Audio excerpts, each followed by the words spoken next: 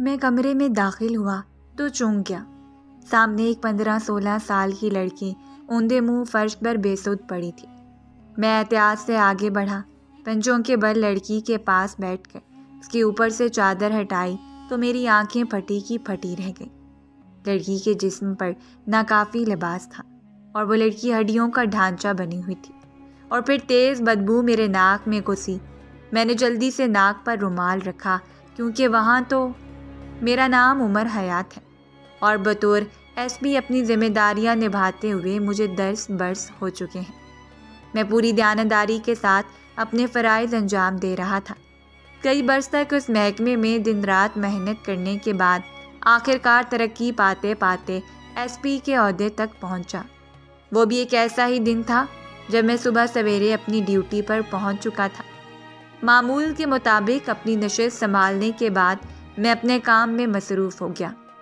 سب سے پہلے لیپ ٹاپ کھول کر ای میلز چیک کی۔ دن بھر کی چند اہم میٹنگز طے تھیں اور کچھ کیسز کی فائلیں پہلے ہی میری میز پر پہنچ چکی تھیں جنہیں دیکھنا تھا۔ اسی دوران میرے دفتر کے دروازے پر دستک ہوئی اور ایک ملازم اندر آیا جس کے ہاتھ میں آج کی ڈاک تھی۔ اس نے ڈاک میرے سامنے رکھتے ہوئے کہا، سر یہ آج کی ڈاک ہے۔ میں نے کہا رکھ دو۔ وہ ڈاک رکھ کر واپس چلا گیا۔ کچھ ضروری امور نمٹانے کے بعد میں نے میز پر رکھی ڈاک اٹھائی اور بغیر کھولے اوپر سے ہی جائزہ لینے لگا۔ تقریباً 5-6 لفافے تھے، سب کے سب خاکی رنگ کے، اور ظاہر تھا کہ وہ میرے اپنے سرکاری کاغذات تھے، لیکن ان میں ایک سفید لفافہ بھی تھا جو عام خط کے لفافے جیسا تھا اور جس پر میرا نام لکھا ہوا تھا۔ میں نے چونک کر اسے دیکھا اور پلٹ کر بھیجنے والے کا نام پڑھا تو وہاں صرف ایک گاؤں کا پتہ درج تھا اور نام کے خانے میں نامعلوم شخص لکھا تھا۔ میں کمرے میں داخل ہوا تو چونک گیا۔ سامنے ایک 15-16 سال کی حیرت اور تجسس کے عالم میں نے فوراً وہ لفافہ کھولا۔ واقعی اس کے اندر ایک خط تھا۔ میں نے جلدی سے کاغذ نکال کر پڑھنا شروع کر دیا۔ خط پڑھتے ہی میں گہری سوچ میں ڈوب گیا کیونکہ اس میں ایک سنگین انکشاف کیا گیا تھا۔ لکھنے والے نے بتایا تھا کہ اس کے گاؤں میں ایک گھر کے اندر ایک نوجوان لڑکا اور لڑکی کو قید کر کے رکھا گیا ہے اور ان کا کوئی پرسان حال نہیں۔ ان کے قریبی رشتہ دار ان پر ظلم ڈھا رہے ہیں کیونکہ وہ دونوں اپنے والد کی کروڑوں کی جائیداد کے اکلوتے وارث ہیں۔ والد کے انتقال کے بعد رشتہ داروں نے انہیں قید کر لیا ہے اور ان کی موت کا انتظار کر رہے ہیں تاکہ ساری جائیداد ہڑپ کر سکے۔ یہ سب پڑھ کر میں کشمکش میں پڑ گیا کہ کیا مجھے فوری طور پر وہاں جا کر تفتیش شروع کرنی چاہیے یا نہیں، کیونکہ اکثر ایسا ہوتا کہ لوگ ہمیں جھوٹی اطلاعات دے کر گمراہ کرنے کی کوشش کرتے ہیں۔ اگر ایسی اطلاع غلط نکلے اور میں پوری ٹیم لے کر وہاں پہنچ بھی جاؤں تو قیمتی وقت ضائع ہو جاتا اور وقت جو دفتر کے دیگر اہم کاموں میں لگانا چاہیے تھا بے سود ہو جاتا۔ اس لیے میں زیادہ تر اس طرح کی نامعلوم معلومات پر بھروسہ نہیں کرتا تھا، مگر اس بار نہ جانے کیا تھا کہ مجھے یوں محسوس ہو رہا تھا جیسے میرا دل جکڑا جا چکا ہے۔ اس تحریر نے مجھے بے بس سا کر دیا تھا کہ کتنی دیر میں اس خط کو ہاتھ میں لیے گمسم بیٹھا رہا اور پھر میں نے اسے طے کر کے اپنی دراز میں رکھا، اس ارادے کے ساتھ کہ میں اس گاؤں میں جاؤں گا اور دیکھوں گا کہ آخر معاملہ کیا ہے۔ خط لکھنے والے نے مجھے درست معلومات پہنچائی ہے یا پھر مس گائیڈ کیا ہے۔ میں نے اس خط کو اپنے دراز میں رکھ دیا اور دوبارہ سے اپنے کاموں میں مصروف ہو گیا، اور شاید یہی میری سب سے بڑی غلطی تھی، ایک ایسی غلطی جس کا پچھتاوا شاید مجھے ساری عمر رہے گا۔ اور پھر اسی طرح تقریباً 1 ہفتہ گزر گیا۔ 1 ہفتے بعد دوبارہ سے میں اپنے دفتر میں موجود تھا اور اتفاق کی بات ہے کہ اس روز میری گاڑی کی چابی گم ہو گئی، یا شاید قدرت راستے بنا رہی تھی اور میں اس بات سے بے خبر تھا، کیونکہ عموماً چابی میں آ کر میز کے اوپر ہی رکھ دیا کرتا تھا، مگر اس دن مجھے چابی مل ہی نہیں رہی تھی اور مجھے فوری طور پر کہیں پہنچنا تھا، لہٰذا میں جلدی چابی کی تلاش میں تمام دراز کنگالنے لگا، اور پھر دراز کنگالتے ہوئے میری نظر اس خط پر پڑی تو مجھے یاد آیا چابی کی تلاش فوراً میرے ذہن سے نکل چکی تھی۔ اس خط کی طرف دیکھتے ہوئے مجھے وہ ساری بات یاد آ گئی کہ میں نے تو اس گاؤں میں جانا تھا، اس کے بارے میں معلومات اکٹھی کرنی تھی۔ فوراً میں نے وہ خط ہاتھ میں تھام لیا، کیونکہ مجھے احساس ہو چکا تھا کہ وہ خط دراز میں رکھنے کے بعد تو بات میرے ذہن سے نکل ہی گئی تھی، اس لیے میں دوبارہ اسے دراز میں نہیں رکھوں گا اور اس پر آج ہی عمل درآمد کروں گا۔ دراز کو بند کیا تو گاڑی کی چابی بھی مجھے میرے پیروں میں گری ہوئی مل گئی۔ آج بھی جب میں اس واقعے کو سوچتا ہوں تو ذہن میں یہی خیال آتا ہے کہ گاڑی کی چابی میز سے نیچے گری تھی، جبکہ میں اسے دراز کے اندر تلاش کر رہا تھا۔ شاید اللہ تعالیٰ مجھے یہ یاد دہانی کروا رہا تھا کہ تمہیں اس طرف دھیان دینا چاہیے۔ اس دن میں نے جلدی اپنے تمام ضروری کام نپٹائے اور سارے ضروری کام نپٹاتے مجھے شام کے 4 بج چکے تھے۔ پھر میں نے 2 لوگوں کو اپنے ساتھ لیا، ڈرائیور سے گاڑی نکالنے کو کہا اور ہم اس گاؤں کی طرف روانہ ہو گئے۔ یہ گاؤں تقریباً یہاں سے 2 گھنٹے کی مسافت پر تھا۔ جب ہم اس گاؤں میں پہنچے تو مغرب کی اذان ہو رہی تھی۔ گاؤں کے شروع میں ہی ہمیں ایک چائے کا ڈھابا نظر آیا۔ کھوکھا نما جگہ بنی ہوئی تھی۔ میں نے اتر کر سب سے پہلے اس سے پوچھنا مناسب سمجھا۔ میں نے اس شخص سے پوچھا کہ تم اسی گاؤں کے رہنے والے ہو؟ وہ وردی دیکھ کر چوکنا ہو گیا اور فوراً اس بات میں سر ہلاتے ہوئے کہنے لگا، جی صاحب جی، میں اسی گاؤں کا رہنے والا ہوں۔ چائے بناؤں آپ کے لیے؟ میں نے کہا، نہیں، چائے کی ضرورت نہیں ہے، مجھے کچھ معلومات چاہیے۔ کہنے لگا، جی پوچھئے سر جی۔ میں نے سوال کیا کہ اس گاؤں میں کوئی سردار رب نواز بھی تھا جس کا انتقال ہو چکا ہے اور اس کے 2 بچے کسی نے قید کر رکھے ہیں۔ جیسے ہی میں نے یہ بات کہی، نہ جانے مجھے کیوں محسوس ہوا کہ اس چائے والے کا رنگ فک ہو گیا۔ ایک لمحے کے لیے اس کے چہرے پر خوف کا تاثر چھایا اور پھر اگلے ہی لمحے اس نے خود کو سنبھالتے ہوئے چہرے پر حیرانگی کا تاثر سجا دیا اور کہنے لگا، سر جی مجھے معلوم نہیں۔ میں نے حیرت سے اس کی طرف دیکھا اور اپنے لہجے کو سخت کرتے ہوئے کہا، پولیس کے ساتھ تعاون کرو، تم کیسے رہائشی ہو؟ اگر تم اس گاؤں کے رہنے والے ہو تو تمہیں یہ بھی معلوم نہیں کہ اس گاؤں میں کوئی فضل دین رہتا تھا یا نہیں؟ وہ کچھ لمحے خالی نگاہوں سے میری طرف دیکھتا رہا، پھر کہنے لگا، سر جی اس گاؤں میں چودھری فضل الدین رہتے تھے، ان کا انتقال ہو چکا ہے۔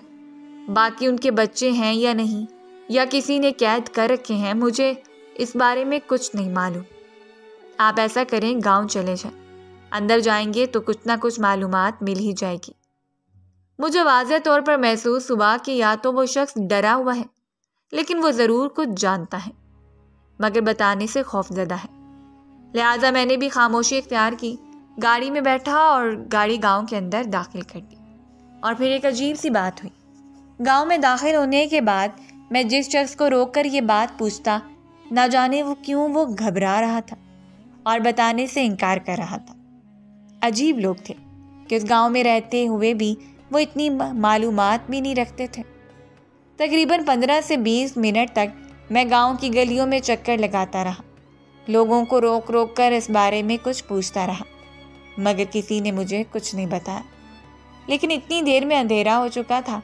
سورج غروب ہو جانے کے بعد اب گاؤں اندھیرے میں ڈوب چکا تھا، لیکن مجھے ایک بات کا مکمل یقین ہو چکا تھا کہ یہ معلومات سچی ہیں، اسی لیے خط لکھنے والے شخص نے بھی اوپر اپنا نام ظاہر نہیں کیا تھا، اور گاؤں کے تمام لوگ بھی خوف زدہ ہیں اور وہ اس بارے میں جانتے ہوئے بھی کچھ بتانے سے انکار کر رہے ہیں۔ یقیناً اس کے پیچھے کسی باعث شخصیت کا ہاتھ ہے، اور وہ باعث شخصیت یقیناً اس گاؤں کی ہے جسے لوگ خوف زدہ ہیں۔ لیکن اب اندھیرا ہو چکا تھا اور اندھیرے میں زیادہ کچھ نہیں کر سکتا تھا، لہٰذا اس وقت میں نے تو واپس جانے کی ٹھانی، لیکن اس ارادے کے ساتھ کہ کل میں پھر آؤں گا، اور ہم نے واپسی کی راہ لی۔ 2 گھنٹے بعد ہم واپس منزل پر پہنچ چکے تھے، لیکن سچ کہوں تو میں شدید شش و پنج کا شکار ہو چکا تھا، کیونکہ گاؤں والوں کے آثار بتا رہے تھے کہ جو معلومات مجھے ملی ہیں وہ سچ ہے، لیکن وہ چھپا رہے تھے۔ اس کا مطلب تھا کہ معاملہ سنگین تھا۔ اس رات مجھے ٹھیک طرح سے نیند بھی نہ آئی۔ مجھے اب جلد از جلد صبح کا انتظار تھا، اور میں ٹھان چکا تھا کہ صبح میں تمام ضروری کام چھوڑ کر پہلے وقت میں ہی نکل جاؤں گا، تاکہ اگر مجھے گاؤں میں تفتیش کرتے ہوئے، معلومات اکٹھی کرتے ہوئے دیر بھی ہو جائے تو میں وقت پر اپنا کام نپٹا سکوں۔ اور پھر میں نے ایسا ہی کیا۔ صبح ناشتہ کرنے کے بعد 10 بجے جب میں آفس پہنچا تو میں نے تمام ضروری کاموں کو ایک سائڈ پر رکھا اور کل والی اپنی ٹیم کو ساتھ لے کر دوبارہ سے اس گاؤں کی طرف روانہ ہو گیا۔ مگر اس وقت میں اس بات سے بے خبر تھا کہ مجھے دیر ہو چکی ہے۔ ہم 10 بجے روانہ ہوئے اور 12 بجے سے پہلے میں گاؤں پہنچ چکا تھا اور میں نے اپنی ٹیم کے ساتھ تفتیش کا آغاز کیا۔ کچھ دیر کی تفتیش کے بعد پتہ چلا کہ سردار اب نواز جو کہ وفات پا چکا ہے، اس کے 2 بچے تھے۔ 20 سال کا بیٹا تھا جس کا نام سردار بلال تھا اور 15 سال کی بیٹی تھی جس کا نام زرینہ تھا، اور یہ سردار اب نواز کی کروڑوں کی جائیداد کے وارث تھے۔ مگر اس وقت اس گاؤں میں سردار اب نواز کے بھائی سردار مختار کی حاکمیت تھی۔ وہ اس وقت اس گاؤں کا حاکم اور سردار تھا۔ ہم سیدھے اس کے گھر جا پہنچے۔ پولیس کو اپنے دروازے پر دیکھ کر سردار مختار ٹھٹک چکا تھا، لیکن اس نے خوش دلی سے ہمارا استقبال کیا، فوراً چائے پانی کا آرڈر دے دیا اور تو اور کھانے پر اصرار کرنے لگا۔ میں نے بڑی محبت سے اور خلوص سے اسے کھانے سے منع کیا اور کہا کہ ہم یہاں ضروری کام کے لیے آئے ہیں، کھانا کھانے بیٹھ گئے تو ہمارا کام رہ جائے گا۔ سردار مختار نے ہم سے پوچھا کہ آپ کس ضروری کام سے آئے ہیں؟ مجھے بتائیے، جہاں تک ہو سکا ہم آپ کی مدد کریں گے۔ میں نے اسے تمام واقعے سے آگاہ کیا، مگر ساتھ ہی ساتھ میں اس کے چہرے کی طرف بغور دیکھ رہا تھا اور میں یہ چیز بخوبی نوٹ کر سکتا تھا کہ میری بات سنتے ہوئے سردار مختار کے چہرے کا رنگ بدل رہا ہے۔ جب میں سردار مختار کے ساتھ باتوں میں مصروف تھا، اس وقت میری ٹیم کی 3 افراد ڈرائیور سمیت پورے گاؤں کی چھان بین کر رہے تھے۔ مجھے سردار مختار کے پاس بیٹھے ہوئے تقریباً 1 گھنٹہ گزرا تھا۔ جب میری ٹیم واپس آئی، ایک شخص اندر آیا اور جھک کر اس نے میرے کان میں کہا، سر ہمیں وہ مکان مل گیا ہے جس میں وہ دونوں بچے قید ہیں۔ میں فوراً تیز رفتاری سے اپنی جگہ سے اٹھ کھڑا ہوا اور فوراً اپنی ٹیم کے ساتھ سردار مختار کی حویلی سے باہر نکلا اور اس جگہ کا رخ کیا جو میری ٹیم نے دریافت کی تھی۔ گاؤں کے آخری سرے پر یہ کھنڈر نما مکان تھا یا حویلی کہہ لیا جائے، جو کہ بعد میں علم ہوا کہ سردار مختار کی ہی تھی۔ اس حویلی کی اوپری تمام منزل تو بالکل تباہ اور کھنڈر بن چکی تھی، لیکن نیچے تہہ خانے میں ابھی بھی کمرے موجود تھے جہاں مختلف قسم کی جھاڑیاں اور پودے وغیرہ اگے ہوئے تھے۔ تہہ خانے میں مختلف کمرے تھے اور ان میں سے ایک کمرے میں وہ بچے قید تھے۔ سامنے والے کمرے میں لڑکی تھی اور اسی کمرے کے اندر سے ایک اور کمرہ نکلتا تھا، اس میں وہ لڑکا قید تھا۔ جیسے میں کمرے کے اندر داخل ہوا، کچھ لمحے کو میں ساکت رہ گیا۔ میرے قدموں نے آگے بڑھنے سے انکار کر دیا۔ کمرے میں شدید بدبو پھیلی ہوئی تھی۔ میں نے جلدی سے رومال نکال کر اپنی ناک پر رکھا۔ میری ٹیم نے بتایا کہ ان دونوں کمروں کو تالے لگے ہوئے ہیں جو کہ ان لوگوں نے توڑ دیے تھے۔ پہلے کمرے میں جس میں ہم داخل ہوئے، وہاں ایک 15-16 سال کی لڑکی فرش پر لیٹی ہوئی تھی۔ کمرے میں چارپائی نام کی کوئی چیز ہی نہیں تھی، اس لیے لڑکی فرش پر لیٹی تھی اور فرش پر اس نے گدا بچھا رکھا تھا، وہ بھی ناکافی تھا۔ میں اپنے دیکھنے سننے والوں کو بتاتا چلوں کہ سخت سردی کا موسم تھا اور اس لڑکی نے ویسے ہی ایک گدا اپنے جسم کے اوپر بھی ڈال رکھا تھا۔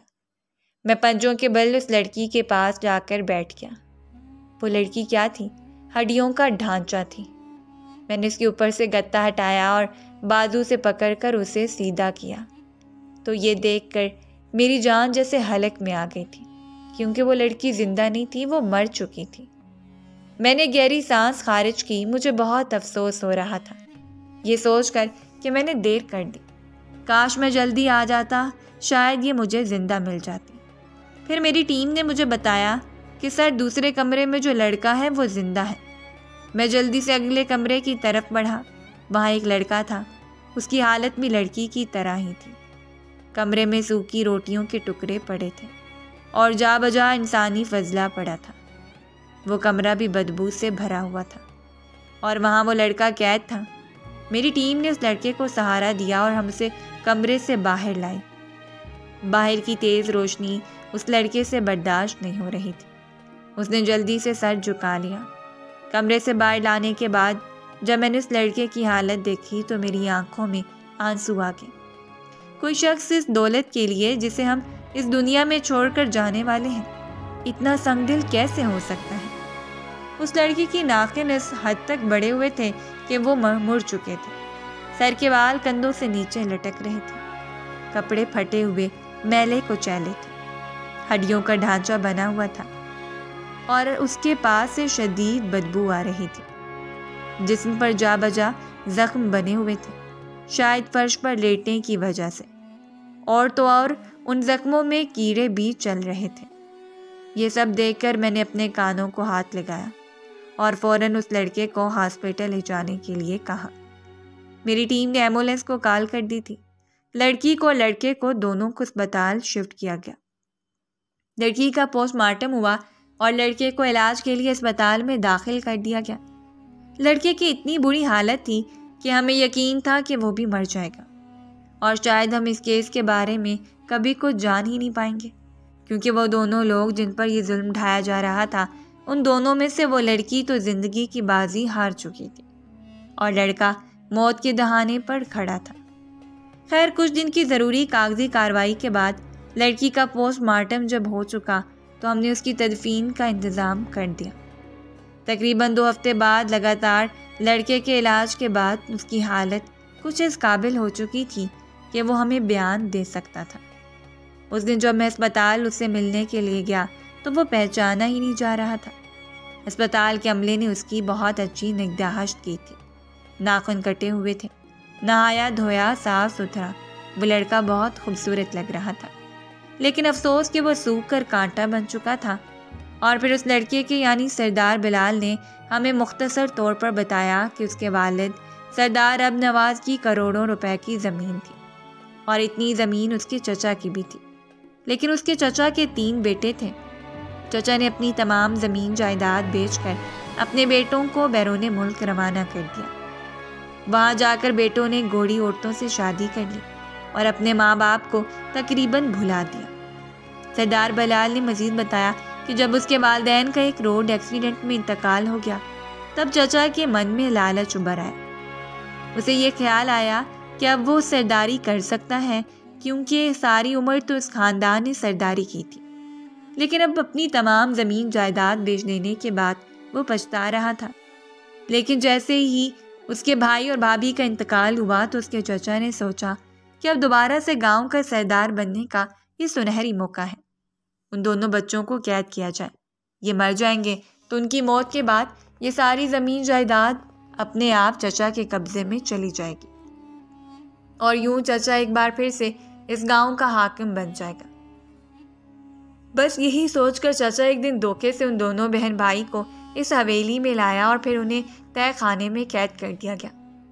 بلال نے مزید بتایا کہ تقریباً 3 دن بعد انہیں ایک وقت کا کھانا دیا جاتا تھا، اور انہیں اس تہہ خانے میں قید 1 سال سے زائد عرصہ گزر چکا ہے۔ کچھ ہفتوں بعد بلال کی طبیعت سنبھلتی جا رہی تھی۔ پھر اس کے بیان کے مطابق ہم نے اس کے چچا کے خلاف FIR درج کروائی۔ گو کہ اس شخص نے کافی ہاتھ پاؤں مارے، مگر میں نے اس کی ایک نہ چلنے دی اور اسے اس کے گناہوں کی سزا دلوانے کے لیے کال کوٹری میں پھینک دیا۔ اور اب اس گاؤں کا سردار بلال ہے۔ بلال اب بھی جب کبھی شہر کا رخ کرتا ہے تو میرے دفتر مجھے سلام کرنے کے لیے ضرور آتا ہے۔ وہ بہت ہی با اخلاق اور سلجھی ہوئی شخصیت کا مالک ہے، لیکن مجھے ایک افسوس تمام عمر رہے گا کہ میں اس کی بہن کو نہ بچا سکا۔ اگر میں کچھ روز پہلے اس گاؤں میں پہنچ جاتا تو شاید اس کی بہن کی جان بھی بچ جاتی۔ ناظرین، مزید اس طرح کی سبق آموز کہانیاں اور واقعات سننے کے لیے ہماری ویڈیو کو لائک کریں، شیئر کریں اور چینل کو سبسکرائب کرنا مت بھولیے گا۔ شکریہ۔ اللہ حافظ۔